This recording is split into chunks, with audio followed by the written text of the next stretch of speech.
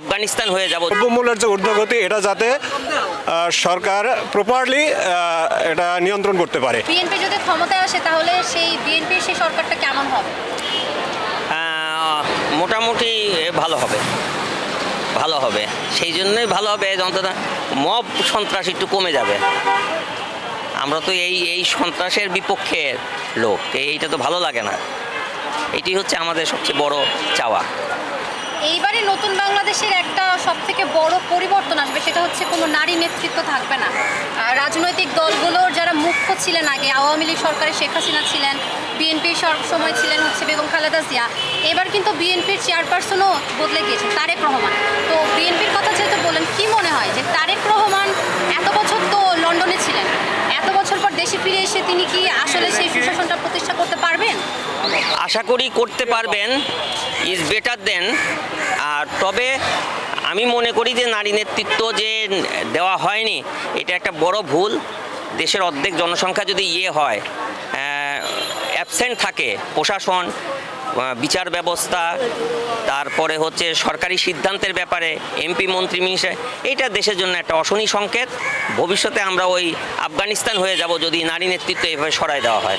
আমি মনে করি অন্তত 40% তো নারী নেতৃত্ব সব কিছুতেই থাকা উচিত। সাধারণ জনগণ হিসেবে আপনার কি মনে হয় এবার ক্ষমতায় কারা আসতে পারে?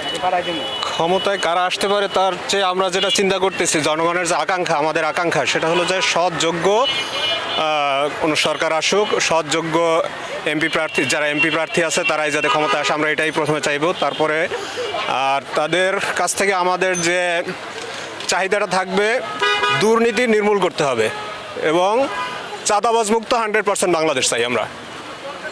এবং দ্রব্যমূল্যের যে ঊর্ধ্বগতি এটা যাতে সরকার প্রপারলি এটা নিয়ন্ত্রণ করতে পারে, এটাই আমরা চাই।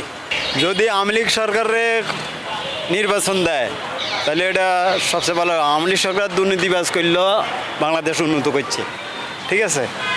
তবে বিএনপির লোকে এখনও বর্তমানে চাঁদা খাইতেছে, আমার থেকে নিতেছে চাঁদা, বুঝছেন।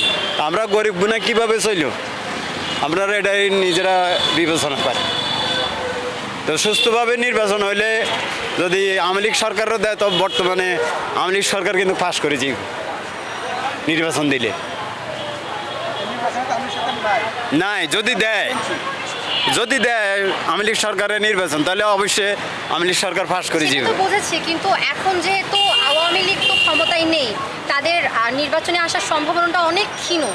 তো এখন যারা আছে জামায়াত ইসলামী, বিএনপি, আপনার জনগণে যারা চায়, জনগণে যাকে চায় তা সুস্থ নির্বাচন দেখ, জনগণে যাকে চায় সে তো ফাঁস হইবেই। তো নতুন সরকারের থেকে আপনার নাগরিক হিসেবে নতুন কি কোনো চাওয়া আছে যে এগুলো হলে ভালো হতো, বা এই কিছু সুযোগ সুবিধা যেগুলো এখন পাননি বা বিগত সরকারের সময় পাননি, সেগুলো কি কি? এটা মানে জনগণে তো দেখবো। জনগণ বর্তমান যে সরকার আছে, এই সরকার তো মানে কোনো কিছু দেখে না, প্রশাসন দিয়ে সব জিনিসের তো দাম বাড়িয়ে গেছে। যে চা পাতা কিনছি আমরা মানে 130 টাকা, এই চা পাতা 175 টাকা।